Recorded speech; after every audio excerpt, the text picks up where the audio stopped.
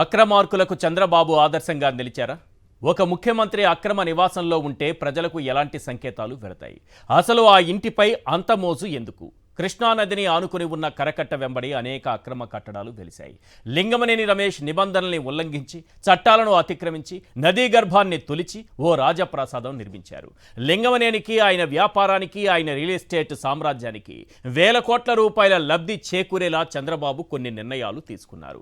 Inner ring road అలైన్మెంట్ను వంకర్లు తిప్పి లింగమనేని భూములకు విలువ పెరిగేలా చేశారన్న ఆరోపణలు ఉన్నాయి. తన వ్యాపారానికి సహకరించిన చంద్రబాబుకు లింగమనేని ఓ గిఫ్ట్ ఇవ్వాలనుకున్నారు. అదే కరకట్ట నివాసం. దానిపై మనసు పడ్డ చంద్రబాబు క్విడ్ ప్రోకో కింద దాన్ని కొట్టేశారన్న విమర్శలున్నాయి.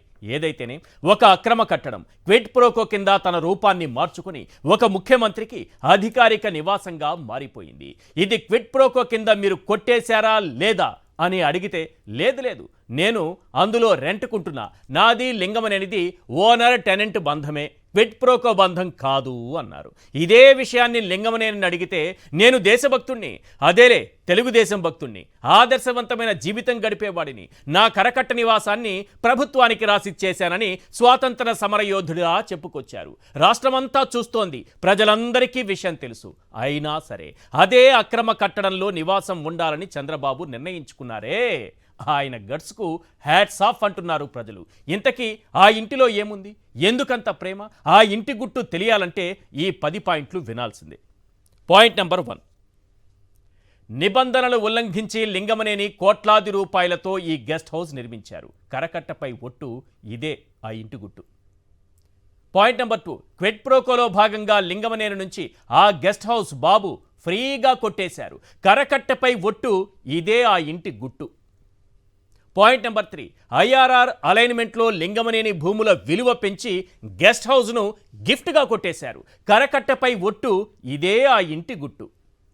పాయింట్ నెంబర్ 4, లింగమనేని ఆ అక్రమ కట్టడాన్ని ప్రభుత్వానికి ఇచ్చేశానని మీడియా సాక్షిగా చెప్పారు. కరకట్టపై ఒట్టు, ఇదే ఆ ఇంటి గుట్టు.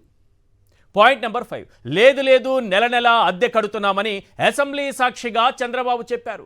కరకట్టపై ఒట్టు, ఇదే ఆ ఇంటి గుట్టు. పాయింట్ నెంబర్ 6, అది ప్రభుత్వం చేతిలో ఉందా, లింగమనేని చేతిలో ఉందా అన్న నిజాన్ని ఇద్దరూ దాచేశారు. కరకట్టపై ఒట్టు, ఇదే ఆ ఇంటి గుట్టు. పాయింట్ నెంబర్ 7, అక్రమ నివాసం మునగకూడదని రాత్రికి రాత్రే బుడమేరు గేట్లెత్తి విజయవాడను ముంచేశారు. కరకట్టపై ఒట్టు, ఇదే ఆ ఇంటి గుట్టు. పాయింట్ నెంబర్ 8, అక్రమ నివాసంలో బాబు సేఫ్గా ఉంటే 4 లక్షల మంది ప్రజలు బురదలో కూరుకుపోయారు. కరకట్టపై ఒట్టు, ఇదే ఆ ఇంటి గుట్టు. పాయింట్ నెంబర్ 9, కరకట్ట మీద ఉన్నవన్నీ అక్రమ కట్టడాలేనని నాడు దేవినేని ఉమ సాక్ష్యాలతో సహా నిరూపించారు. కరకట్టపై ఒట్టు, ఇదే ఆ ఇంటి గుట్టు. పాయింట్ నెంబర్ 10, మళ్ళీ సీఎం కాగానే క్విడ్ ప్రోకోలో కొట్టేసిన ఇంటినే అధికారిక నివాసంగా మార్చుకున్నారు. కరకట్టపై ఒట్టు, ఇదే ఆ ఇంటి గుట్టు. ఇది ఈ 10 పాయింట్లతో అసలు ఏం జరిగిందనేది మనకు క్లియర్గా అర్థమైపోతుంది. ఇది సీక్రెట్ ఆఫ్ కరకట్ట.